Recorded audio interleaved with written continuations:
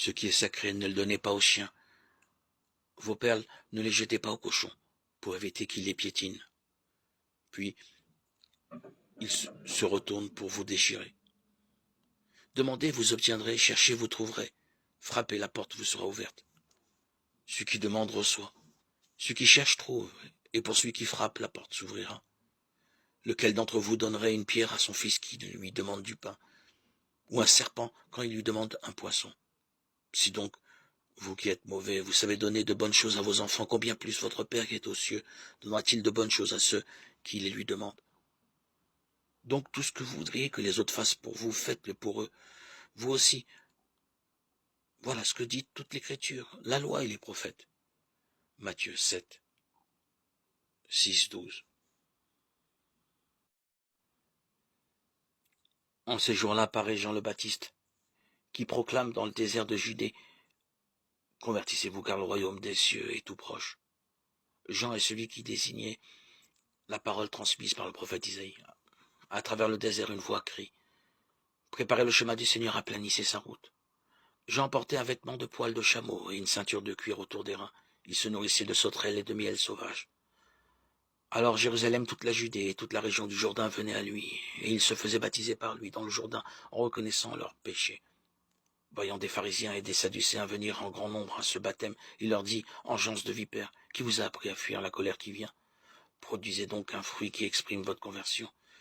Et n'allez pas dire en vous-même: nous avons Abraham pour père, car je vous le dis avec les pierres que voici, Dieu peut faire surgir des enfants à Abraham. Déjà la cognée se trouve à la racine des arbres. Tout arbre qui ne produit pas de bons fruits va être coupé et jeté au feu. Moi je vous baptise dans l'eau pour vous amener à la conversion, mais celui qui vient derrière moi est plus fort que moi, et je ne suis pas digne de lui retirer ses sandales. Lui vous baptisera dans l'Esprit Saint et dans le feu. Il tient la pelle avanée dans sa main. Il va nettoyer son aire, abattre le blé, et il amassera le grain dans son grenier.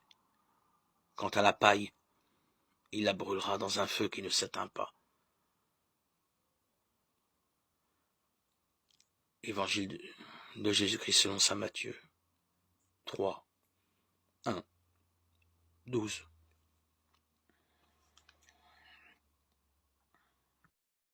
Si Jésus mange avec les pécheurs, c'est qu'en sa personne l'aurore des temps eschatologiques se lève, et que la distinction entre les justes et les pécheurs, entre le pur et l'impur, est désormais périmée. Mais ici encore, toute cette activité ne prend sens que pour ceux qui comprennent les signes des temps, c'est-à-dire pour ceux qui voient dans l'activité de Jésus et de ses disciples un signe prophétique de la venue du royaume, d'une réalité si nouvelle qu'elle met radicalement en cause le monde ancien, comme le vin nouveau fait craquer les vieilles outres. Marc 2, 21, 22. Ah, qu'il est déroutant ce Christ. Son attitude met en question tous ceux qui, dans la conscience de leur dignité de membres du peuple de Dieu, refusent de se commettre avec les pécheurs. Il n'hésite pas à bouleverser les coutumes, provoquant outrageusement les pharisiens en guérissant un homme à la main desséchée le jour du sabbat. Marc 3, 1, 6. Il situe toute chose par rapport à la vérité, par rapport à l'absolu du mystère de Dieu, sans faire exception de personne. Et voilà que la rupture se produit.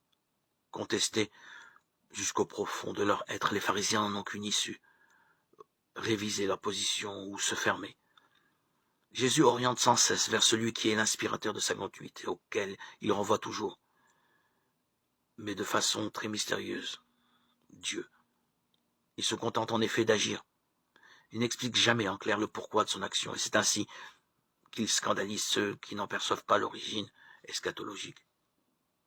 Dès lors, la source des quiproquos apparaît nettement. Si le lieu d'où Jésus agit et d'où il parle est plus ou moins pressenti dans la clarté de Dieu, tout s'illumine. On s'en remet à lui, et alors commence une longue marche pour la compréhension de son mystère. Mais si le lieu d'où Jésus agit et d'où il parle échappe à ses auditeurs, tout devient énigmatique. On bute contre lui, et c'est le scandale, dont l'évangéliste Jean témoigne avec plus d'éclat encore que les autres évangiles. La foi est le moyen de posséder déjà ce qu'on espère, et de connaître des réalités qu'on ne voit pas. Et quand l'Écriture rend témoignage aux anciens, c'est à cause de leur foi. Grâce à la foi, nous comprenons que les mondes ont été organisés par la parole de Dieu, si bien que l'univers visible provient de ce qui n'apparaît pas au regard. Grâce à la foi, Abel offrit à Dieu un sacrifice meilleur que celui de Caïn. À cause de sa foi, il fut déclaré juste. Dieu lui-même rendait ainsi témoignage à ses offrandes. À cause de sa foi, bien qu'il soit mort, il parle toujours. Grâce à la foi, Enoch fut enlevé de ce monde, et il ne connut pas la mort. Personne ne le retrouva parce que Dieu l'avait enlevé. L'Écriture témoigne en effet qu'avant d'être enlevé, il était agréable à Dieu. Or, sans la foi, c'est impossible d'être agréable à Dieu, car pour s'avancer vers lui, il faut croire qu'il existe et qu'il assure la récompense à ceux qui le cherchent. Grâce à la foi, Noé, averti de ce qu'on ne voyait pas encore, prit au sérieux la parole de Dieu. Il construisit une arche pour le salut de sa famille. Sa foi condamnait le monde, et il reçut de Dieu la justice qui s'obtient par la foi. Grâce à la foi, Abraham obéit à l'appel de Dieu. Il partit vers un pays qui devait lui être donné comme héritage. Et il partit sans savoir où il allait. Grâce à la foi, il vint séjourner comme étranger dans la terre promise.